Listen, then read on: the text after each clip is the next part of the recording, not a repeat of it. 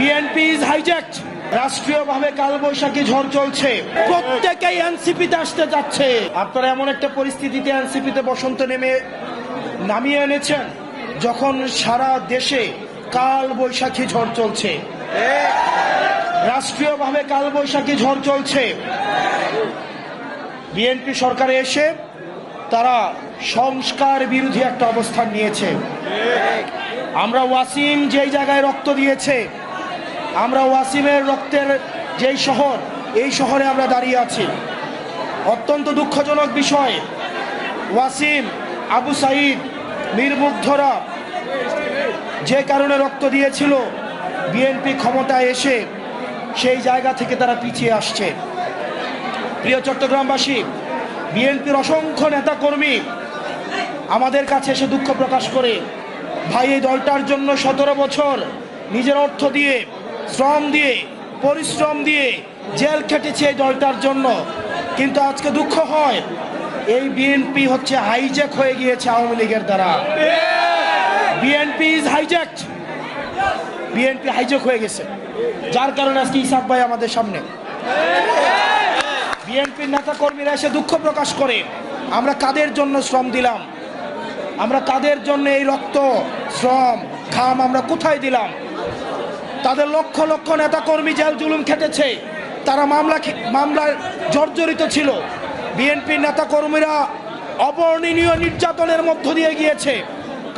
অত্যন্ত পরিতাপের বিষয়, বিএনপি তাদের নেতা কর্মীরা যেই স্বপ্নে, যেই বাংলাদেশের স্বপ্নে তারা এই জেল জুলুম খেটেছে, বিএনপি এই স্বপ্ন থেকে অনেক দূরে চলে গিয়েছে। প্রিয় চট্টগ্রামবাসী, আপনাদেরকে এই বিএনপির এই নেতাকর্মীরা, মজলুম নেতাকর্মীদের তাদের দুঃখের গল্প কথা আপনাদেরকে শুনতে হবে। প্রত্যেকটা ঘরে ঘরে যেতে হবে। আপনাদেরকে মাথায় রাখতে হবে, নীরবে একটি বিপ্লব ঘটে যাচ্ছে, প্রত্যেকেই এনসিপিতে আসতে যাচ্ছে। বিএনপির অসংখ্য নেতা কর্মী তারা বিএনপিতে যোগ দিতে, আমাদের এনসিপিতে যোগ দিতে যাচ্ছে। তারা হয়তো অনেকেই লজ্জায় এখন বলতে পারে না। আপনারা তাদের কাছে যাবেন, প্রত্যেকটা কমিটির যারা নেতা কর্মী আছে তাদের কাছে আমাদের এনসিপির দাওয়াত পৌঁছে দিবেন। আমরা বিশ্বাস রাখতে চাই, যারা ক্ষমতাকে কুক্ষিগত করেছে তারা বাংলাদেশ পন্থার বিরুদ্ধে চলে গিয়েছে, সংস্কারের বিরুদ্ধে চলে গিয়েছে, আমাদের শহীদদের আকাঙ্ক্ষার বিরুদ্ধে চলে গিয়েছে। কিন্তু বিএনপির লক্ষ লক্ষ নেতা কর্মী এখনো পর্যন্ত আমাদের স্পিরিটের সাথে আছে। প্রিয় চট্টগ্রামবাসী, আপনারা প্রত্যেকেই, প্রত্যেকটা রাজনৈতিক নেতা কর্মী প্রত্যেকটা মানুষের কাছে যাবেন, তাদেরকে সংগঠিত করবেন, তাদেরকে আমার পুনর্গঠন করতে হবে। এই পুনর্গঠনের মধ্য দিয়ে আমাদের যে অনাকাঙ্ক্ষিত বাংলাদেশ কাছ থেকে যে স্বপ্ন থেকে আমাদেরকে পিছিয়ে নেওয়া হচ্ছে, সেই বাংলাদেশ অবশ্যই আমরা অর্জন করবো ইনশাআল্লাহ। এই প্রিয় চট্টগ্রামে অসংখ্য নারী নেত্রী জুলাইয়ের রাস্তায় নেমে এসেছিল, কিন্তু এটা আমাদের ফেইলিওর। আমরা তাদেরকে পুনর্গঠন করতে পারি নাই, তাদেরকে আমরা রিঅর্গানাইজ করতে পারি নাই। সেজন্য অনেক নারী নেতৃত্ব তারা রাজনীতি থেকে পিছিয়ে আসতে বাধ্য হয়েছে।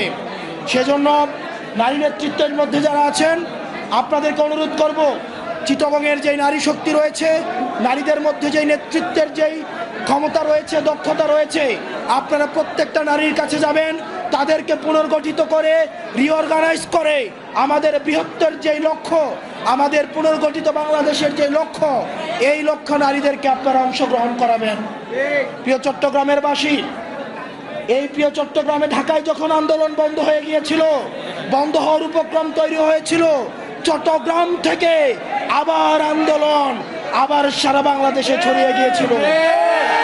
আমরা বিশ্বাস করতে চাই, চট্টগ্রামে এনসিপির যে বসন্ত চট্টগ্রামে সম্প্রসারিত হয়েছে, সেই বসন্ত সারা বাংলাদেশের প্রত্যেকটি পথে প্রান্তরে, প্রত্যেকটি জেলা উপজেলায়, প্রত্যেকটি হাটে মাঠে, ঘাটে পথে প্রান্তরে ছড়িয়ে যাবে। এবং আমাদের আহ্বায়ক জনাব নাহিদ ইসলাম, উনি ঘোষণা দিয়েছিল 10 বছরের মধ্যে যদি বাংলাদেশের কাঠামোগত পরিবর্তন না হয় তাহলে উনি রাজনীতি ছেড়ে দিবেন। আমরা বিশ্বাস করতে চাই, আমরা প্রত্যেকটা মানুষ, আমরা আমাদের নিজেদের সাংগঠনিক দায়িত্ব যথাযথ পালনের মধ্য দিয়ে, আমাদের আহ্বায়ক জনাব নাহিদ ইসলামের হাতকে শক্তিশালী করার মধ্য দিয়ে আমরা আমাদের আহ্বায়কের সেই স্বপ্নের কাঙ্ক্ষিত সংস্কারের যে বাংলাদেশ, সেই বাংলাদেশ অবশ্যই আমরা গঠন করবো ইনশাল্লাহ। আপনারা সবাই ভালো থাকবেন, সুস্থ থাকবেন। আপনাদের সাথে লড়াইয়ে সংগ্রামে আবার দেখা হবে। ইনকিলাব ইনকিলাব ইনকিলাব ইনকিলাব। আসসালামু আলাইকুম ওয়া রাহমাতুল্লাহি ওয়া বারাকাতুহু।